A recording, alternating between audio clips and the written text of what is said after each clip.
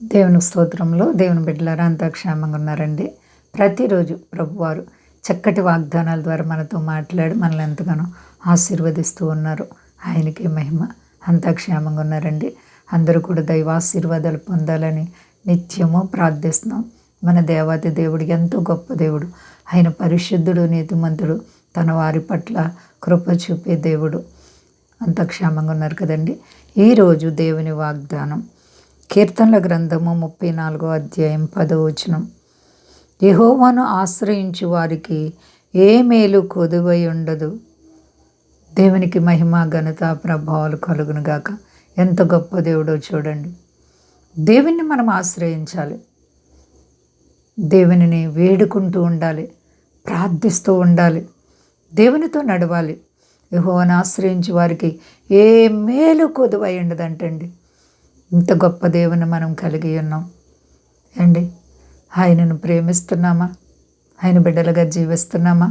నీ కోరికలన్నీ కూడా నెరవేర్చే దేవుడు, నీ ఉద్దేశాల్ని సఫలపరిచే దేవుడు, నీ అంతరాత్మలో ఉన్న తలంపులు ఎరిగిన దేవుడు, ఏ క్షణంలోనైనా నీ సమస్యల నుండి విడిపించగల దేవుడు. చాలాసార్లు అమ్మో నేను చాలా ప్రార్థన చేస్తున్నాను, నా ప్రార్థన దేవుడు ఆలకించలేదా అని చాలామంది తొందరపడుతూ ఉంటారు.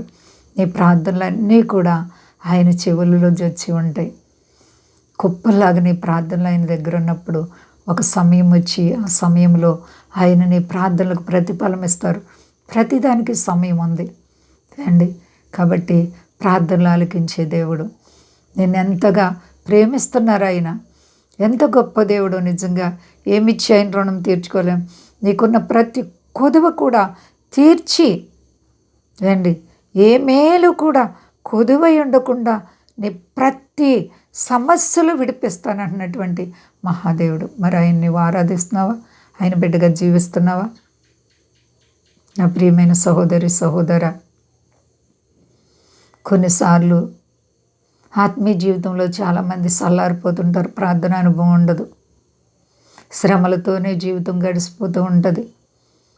ఆ శ్రమ సమయంలో నేను మోకాళ్ళే కన్నీళ్లు విడిచిపెట్టు. ఆయన సన్నిధిలోని కన్నీళ్ళు పారుతూ ఉండాలి. అప్పుడే నీ ప్రభు నీ హృదయంలో ఉన్న వాంఛను తీర్చి నీకు గొప్ప మేలు చేయబోతున్నారు. కాబట్టి ప్రియ సహోదరి, సహోదర, ఏ విషయంలో భయపడకండి, కృంగిపోకండి. ఆదరించే దేవుడు, ఆదుకునే దేవుడు. భూ సంబంధమైనటువంటి అనేక శోధనలు విశ్వాసాల మీదకి వస్తూ ఉంటాయి. అయినప్పటికీ దేవుడు అంటున్నారు, వాటన్నిటి నుండి విడిపిస్తాను, నా కృప నీకు చాలు. శ్రమ వెంబడి శ్రమ వచ్చినా కృప వెంబడి కృపనిస్తానంటున్నారు దేవాతి దేవుడు. ఆయన కృప కొరకు కనిపెడుతున్నావా? విశ్వాసాన్ని కాపాడుకుంటున్నావా? నీ భక్తి స్థిరత్వంగా ఉందా? ఆత్మీయ జీవితంలో నీవెలా ఉన్నావు? నీ అంతరాత్మలో చెడుగును కప్పుకుంటున్నావేమో. నీ పాపములను ఒప్పుకుని విడిచిపెట్టు. ప్రభు నీ జీవితంలో ఎంతటి కార్యమైనా చేయగలరు. దేవుడు నీ కొరకు ఎన్నో త్యాగాలు చేసిన దేవుడు అండి. అవమానాలు, నిందలు, కొరడా దెబ్బలు ఆయన తిని రక్తం ఒలికించి ప్రాణాన్ని పెట్టి నిన్ను మోక్షానికి తీసుకెళ్లాలని ప్రభు నీ పట్ల ఎంతో అద్భుతమైన మేలు చేస్తూ ఉన్నారు. కాబట్టి ఒక్కరు కూడా సందేహించకండి. దేవాతి దేవునికి లోబడితే చాలు. నీ కన్నీళ్లు తుడిచి కష్టాల నుండి విడిపించి నీకు గొప్ప మేలు చేసే దేవుడు. మన విశ్వాసాన్ని కాపాడుకుందాం. ప్రేమగల దేవుని రాకడ ఆసన్నమైపోతూ ఉంది. ఏ క్షణంలో ప్రభు వస్తారో తెలీదు. సిద్ధపాటు కలిగి ఉన్నావా? అంతరాత్మను క్రీస్తు రక్తంలో కడుక్కున్నావా? అనుక్షణము కడుక్కుంటూ ఉండాలి. 10 మంది కన్యకలు 5గురే ఎత్తబడ్డారు, 5గురు విడవబడ్డారు. మరి మన భక్తి ఎలా ఉంది? పరిచయం చేసుకుందాం. ప్రభు రాకడ దగ్గర అవుతుంది, సిద్ధపడదామండి. అంతా క్షేమంగా ఉన్నారండి. ప్రార్థించుకుందాం. ప్రేమ నమ్మకమైన మా యేసయ్య గొప్ప దేవ, అవును మా తండ్రి, ఈ భూమి మీద మా విశ్వాసం స్థిరంగా ఉండాలి ప్రభు. భక్తి స్థిరంగా ఉండాలి ప్రభు. ప్రార్థన అనుభవాలు కలిగి ఉండాలి ప్రభు. ఈ కడవరి కాలంలో నీ కొరకు ఎలా నడుచుకోవాలి నేర్పించండి. గొప్ప దేవాన్ని కోట్లాది స్తోత్రాలు తండ్రి, వందనాలు తండ్రి. మీరు అక్కడ దినాల్లో ఉన్నాం ప్రభు. మీరు చెప్పినవన్నీ జరిగిపోతున్నాయి. అయినా మీరు మమ్మల్ని మర్చిపోకుండా దినదినము కాపాడి బ్రతికిస్తున్నందుకు వందనాలు. మా దేశాన్ని, దేశ నాయకులను కాపాడండి. సర్వ ప్రజల్ని కాపాడండి. మీ దాసులను కాపాడండి.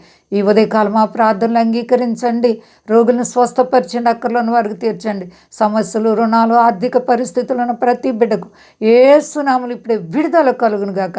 అందరికీ క్షేమాన్ని ఇచ్చి మహిమ పొంది శక్తి గల యేసయ్య నామమున అడుగుచున్నాను తండ్రి. ఆమేన్.